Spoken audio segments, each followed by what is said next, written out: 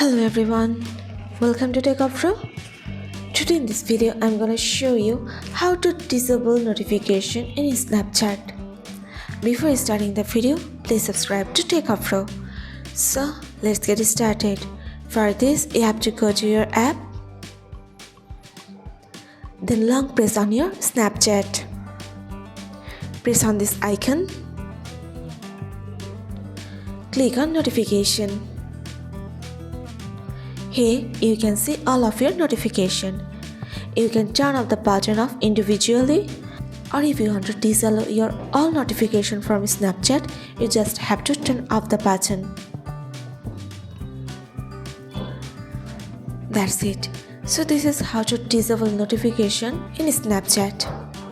So guys, that's it. You can do this.